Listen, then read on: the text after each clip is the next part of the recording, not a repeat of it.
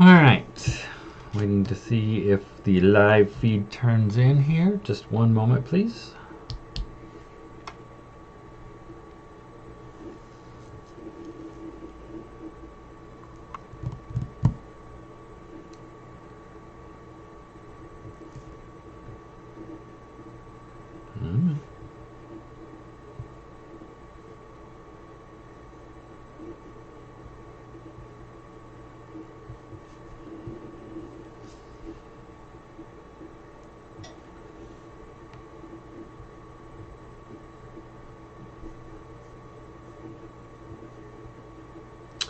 Alright, now I see picture. Let's just see if we get sound.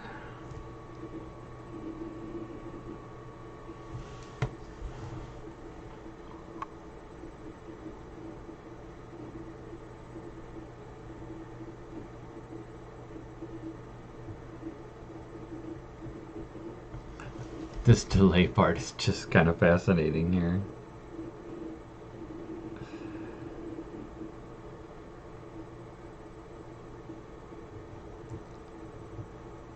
Alright, I think maybe that we are live. Good evening and welcome to the story. Glad to have you with us tonight as we continue this journey through the story. Tonight we will be in chapter 29 as we look into Paul's mission and talk a little bit about St. Paul, which is a pretty wide topic in and of itself. So we've been through the Gospels and we've done the book of Acts, and now we start on the section of the New Testament that we call the epistles. And the epistles are letters. I mean, that's literally what they are. They are letters written, and they're kind of a variety. There's a variety of them. Some are written directly to congregations, communities. Some are written to persons. Some seem to be just a little bit more generic. I'm always sort of fascinated by exactly who the intended audience of the letter to the Hebrews is, for example. One of the trickier parts of the Bible, I think. But anyway, so here are these letters. And as we have talked often, I want to reiterate again, that why that's important to us is that we read them differently, right? That they were written from a specific source to a specific audience for a particular purpose. They were not necessarily written that we should be sitting here 2,000 years later reading them. At the time, the communities understood that they were valuable. They shared them, they copied them, they passed them along. That's how they come to be in our hands. Some things that we also know, that this collection of letters that we have, this collection that we call epistles, certainly does not represent the entirety of all of the correspondence between all of the people in the apostolic community or in those first generations of the church. Obviously, there is so much more. And you know, again, we want to have some integrity, right, in our study of the Bible. And so we know that there's a lot of missing stuff. And that there's more to this than what we know. But these obviously were significant. They were important. It was hard work, right? There, you can't just go down to Kinko's in those days and get a copy made. So there was effort that was required of people to copy these and pass them along and share them, which to us then represents, here's the involvement of the Holy Spirit in the creation of the Bible. That the Spirit moved people in such a way that they experience the Word of God in these writings. You know, we trust that same Spirit is at work in us as we seek that same Word, as we sort of read those same writings as well. So the epistles represents the bulk of the New Testament as well. They are writings that exist from as early as a few years after the resurrection to probably as many as 60 or 70 more years after the resurrection. It's harder to date some of the later pieces, to be sure. They have a variety of authorship. But again, as we've talked, tonight we're focused on Paul and on the writings that belong to St. Paul, which in itself is a pretty tricky statement, right? There's great debate about which letters belong specifically to Paul, about which letters we can actually attribute directly to Paul, even though many of them bear his name. Scholars often debate, and it was common practice in the ancient world to write something and attribute it to a different, attribute it to someone else as well, because it carried Paul's thoughts. There's, of course, so it could be as many as 5, as few as 5, as many as 12, depending on who you want to be. And part of the struggle is that those debates are about, well, the vocabulary of this particular letter is not consistent with others, or the style of this writing, or the subject matter. The problem is there's a built-in assumption that all of Paul's writings and all of Paul's words should all be the same, which is not true either. So what I thought I wanted to do with this tonight is again, because it's such a wide variety of material, rather than try to tell you about each of the letters and what each of them, their setting is, to talk about Paul.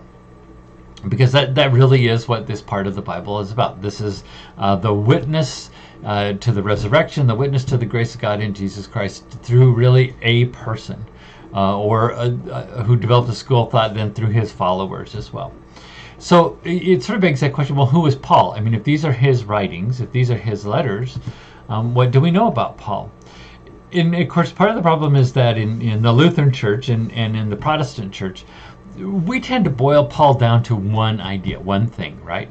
This is Paul right here, this verse in Romans 3 that we read every year at Reformation Sunday. Since all have sinned and fall short of the glory of God, they are now justified by his grace as a gift through the redemption that is in Christ Jesus. And we let that idea, we let that verse kind of signify the totality of who Paul is, and everything that we need to know about Paul, and everything that Paul writes is simply an expansion of this sort of core idea that appears finally in Romans, probably one of the latter of Paul's letters. That's a little too clever. Paul, wrote and traveled and taught for years. Paul is more than just a one-dimensional character in the Bible. He is this real person whom God has brought forward to do this work, to do this mission. There's way more to Paul's writings than just this one idea of what it means to be saved by grace through faith. Obviously, it's an important idea. I'm certainly not denying that.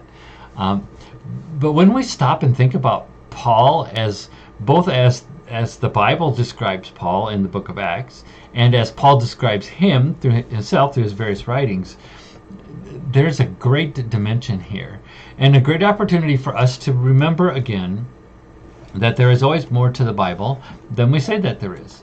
And this tendency that we have to reduce things in the Bible to what is simple is part of how we've lost our relationship with the Word.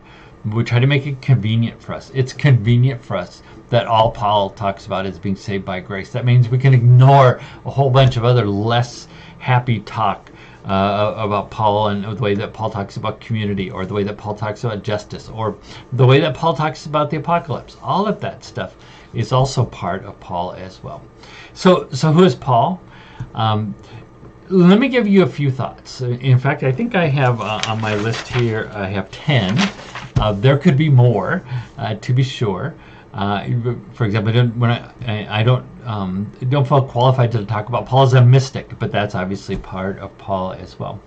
But these are the things I think that really help us build this full picture of who Paul is, and in the process opens up some new avenues for us to think about his writings, and to try to create this tapestry that will give us a fuller picture of Paul, and some tools that we can use to sort of understand what Paul is trying to say, and drag that across the centuries as well.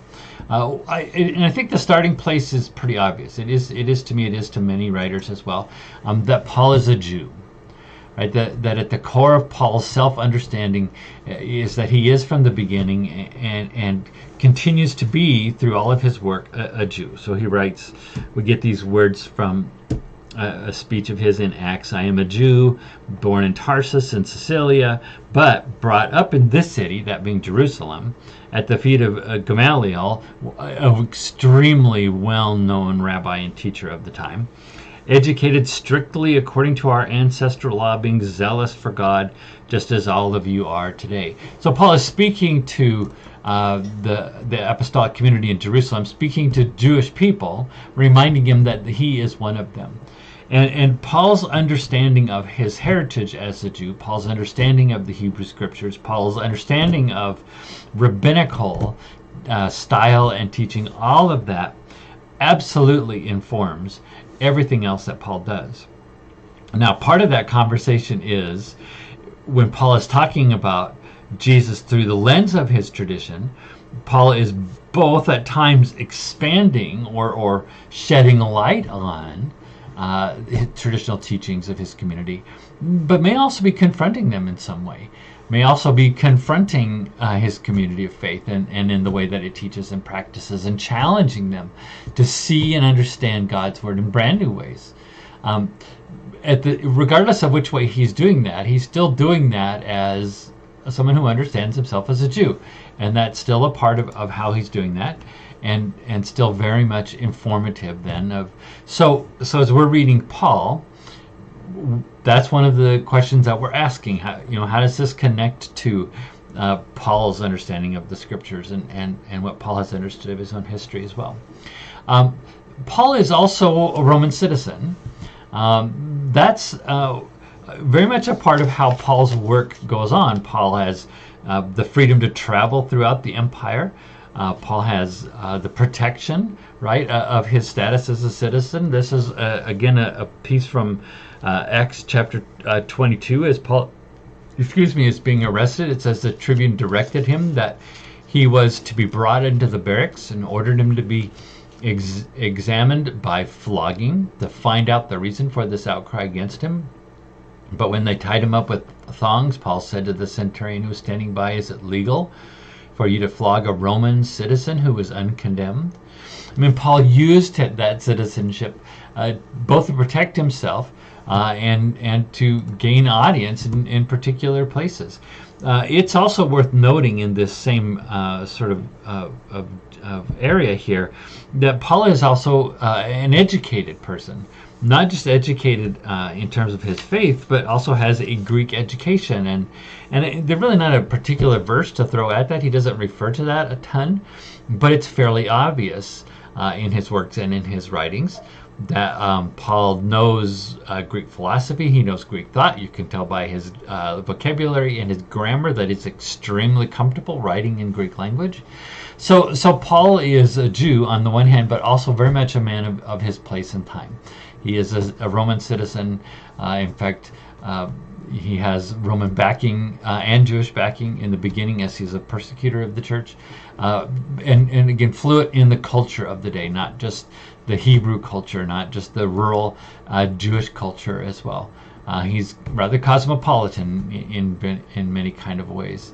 And so, it's that interplay, it's that person who lives at the intersection of all of these various worlds that makes him this missionary, makes him this instrument that God is going to use in this particular kind of time as well.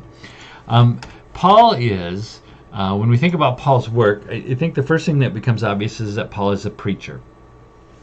That is his primary method, his primary way of working. He goes into a town, sometimes into a synagogue, sometimes just into public, and he preaches. And so this is probably my favorite of Paul's sermons of all that we have. And he goes to Athens, right? And it says he goes into the Areopagus, the Areopagus, the marketplace, and he says, "Athenians, I see how extremely religious you are in every way. For as I went through the city and looked carefully at the objects of your worship, I found among them an altar with the inscription to an unknown God. What therefore you worship as unknown, this I proclaim to you, this God who made the world and everything in it. He is Lord of heaven and earth, does not live in shrines made by human hands." And then he goes on to talk about Jesus and the manifestation of God, the incarnation of God in the person of Jesus and the cross and all that means. It's just very clever. It's his rhetorical method, the way that he grasps this rather common experience of the people then and uses it to be an opportunity to talk about who Jesus is, and to make that appeal and to make that connection. So Paul preaches things, approaches his work as a preacher, sometimes as a rabbi and a teacher, to be sure, but often and I think you see it in his writings, in his rhetoric, and his use of those skills, those verbal skills, those writing skills, that he's a wordsmith.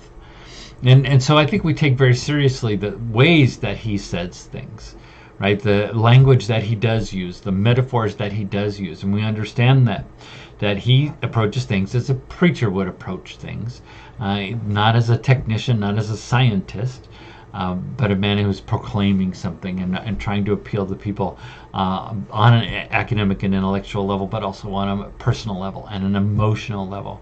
He's persuading. He's trying to move people, trying to touch people as well. So he's a preacher, and in the same sense, he is also a pastor, right? And in fact, he'll in the midst of his writings, he'll sort of make note of that. This one in Corinthians, where he's talking through the church at Corinth, through a number of challenges and issues. He reminds them that sometimes he's just giving them his opinion as their pastor, as the person who came in and shaped their community. He says, I have no command of the Lord here. He says, I give my opinion as one who by the Lord's mercy is trustworthy. Right, so he's trying to lead and guide communities, and I do think that that's an important thing for us to remember when we're looking at Paul's writings, that he's often writing to specific communities about particular problems in that community. So when we try to draw a larger implication or inference from what Paul is saying, that was not necessarily his intention. Paul would not have known or understood our world. And so we do that cautiously, right? We do that thoughtfully and carefully. And we understand this is a pastor trying to help what community brand new to the faith, trying to help them understand things they've never seen or heard before. And he's doing it as pastors do. Sometimes he's a little blunt. Sometimes he tries very hard to be gentle. He has that whole range, again, of experiences because of his relationship as a pastor to these communities. Paul is also a victim of persecution. That is something else that informs his own work. Through his journeys, Paul is many times arrested, imprisoned, beaten. Here's an occurrence in Acts. It says the crowd joined in attacking them, them being Paul and his companions, and the magistrates had them stripped of their clothing, ordered them to be beaten with rods. After they had given them a severe flogging, they threw them into prison and ordered the jailer to keep them securely. So when Paul talks to the community about what it means to live in faith and the challenges of faith, he speaks from a very personal experience that way. Paul's earliest work, is to a community that's also facing persecution. As Paul is being persecuted, so are the early believers as well. And so he speaks from a very personal place when he talks about endurance and hardships. And he uses that self-understanding as a reference to connect himself to those as well who are also undergoing that.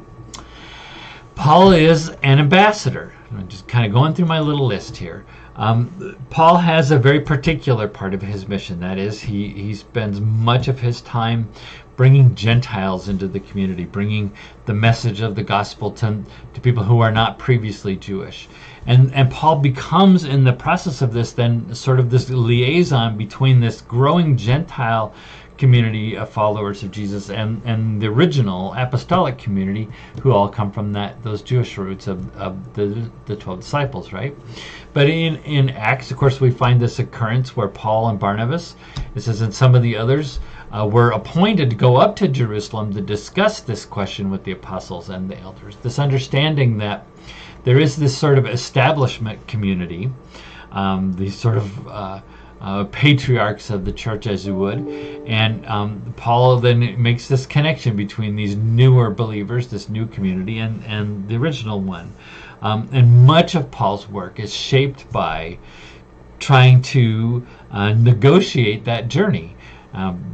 again, between those who come directly from those Jewish roots to those who do not, and how do those two very different communities come together? Paul has a very clear understanding in his own mission that part of the gospel is the realization of God's promise that grace moves past the original community of the chosen people to the whole world. That is the part of God's promise, is not just to be for those people, for the Israelites, but to be for all people. And bringing the church through that dramatic change and its self-understanding is a big deal, and it is very much at the heart of Paul's work. How does the community now understand itself in a brand new way when part of the community doesn't come from the same place historically, traditionally, as the rest of the community does? That becomes really a great principle, a guiding principle by which we read Paul. Paul is also a mentor, right? Paul is in the process of helping these communities, forming these communities by bringing the gospel to them, and then developing those who will lead and follow after him, Timothy and Titus, and we often get references to all of those. And the letters to Timothy really give us a sense of Paul's work at mentoring these followers. And so these words that he writes to Timothy: now you have observed my teaching, my conduct, my aim in life, my faith, my patience, my love, my steadfastness. As for you, continue in what you have learned and firmly believed, knowing from who you learned it. Paul understands that he is an example to those who are following him, and so much of his writing is again about who will succeed him. Right? Paul never means to be an end in himself. And it is kind of unfortunate that in the church, I think we've treated Paul that way, as if it was just Paul. Paul knows he is the beginning of a thing, but Paul is very interested in what will come next and how he has influenced another generation, and how that next generation then will take up this message and take up the work of leading these communities and moving the gospel forward. In the same way, we can also talk about Paul as a friend.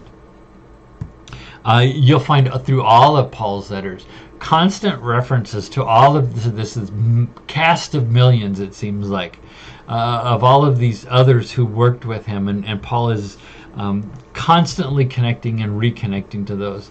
Philemon, which may in its only be the oldest of the letters of Paul that we have, the most original. Again, this is how it starts: to Philemon, our dear friend and co-worker, to Apphia, our sister, to Archippus, our fellow soldier, to the church in your house. So this work is very personal for Paul. Paul, when we do that, of course, especially to Romans, because we know he didn't necessarily have that personal connection to the Roman community. But Paul is not just creating doctrine. Paul doesn't sit down and write a series of theological volumes. He's not building doctrine or dogma. This is personal for Paul. This is about relationships that he's built with people, and how he helps guide people as they find their way into this new life of faith. And so while there's great ideas to be had on that level when we read and study Paul, to lose that personal dimension, I think, is to really lose the joy and the wonder of Paul's writing as well. And then two other ones, but let me grab this other one rather quickly. Paul is not just a person of words, but also deeds.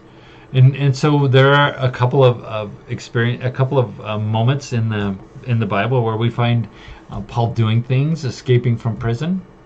Here's one from Acts. God did extraordinary things through Paul, so that when the handkerchiefs or aprons that had touched his skin were brought to the sick, their diseases left them, and the evil spirits came out of them.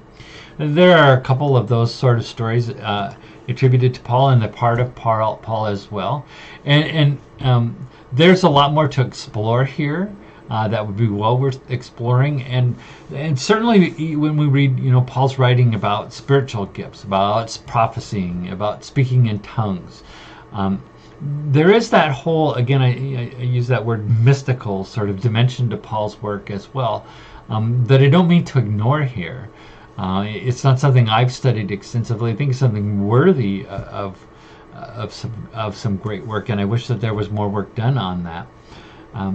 But it is important again to remember that studying Paul is not just about these words and not just about these principles. It's not just an intellectual exercise, but there is a deep personal, charismatic, even at times spiritual dimension to what Paul is doing in the world, and we want to be sure that we don't lose that. But I want to do one more. And it's not necessarily an attribute of Paul, but I think it is the defining attribute of Paul's writings and Paul's work and Paul's life.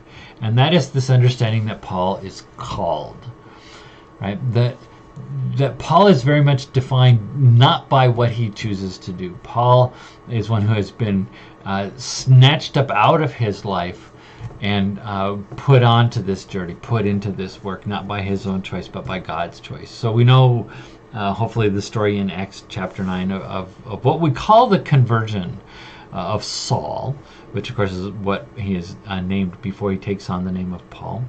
And he's walking along the road. He's traveling to Damascus. He is in the business of persecuting the church. He's looking for followers of Jesus to arrest them and put them in prison.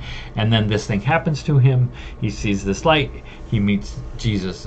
And Paul asks, "Who are you, Lord?" And the reply came, "I am Jesus whom you are persecuting. But get up and enter the city, and you will be told what you are to do." And it is that moment that really defines Paul's mission and Paul's work. And in a moment that he refers to many times. And this notion, again, of having been chosen by God for this work, for this purpose, having been brought into it in this powerful and dramatic way, as was the case of many of the prophets, is core to Paul, because it is core to the whole of the Word, the whole of the Bible.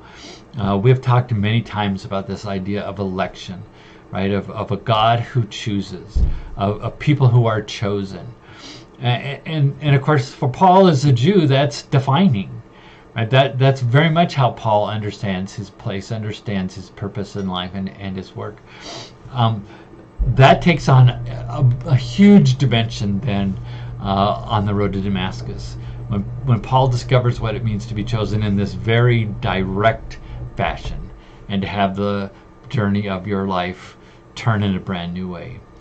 And all of Paul's work, that idea of transformation, of God transforming people, of God calling people to something brand new, that is what Paul understands the resurrection to mean.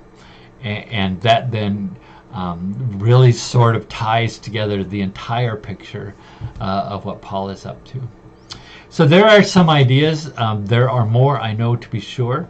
The book, the story, only gives us a smattering of Paul, both from stories about Paul in the book of Acts and of his own writing as well.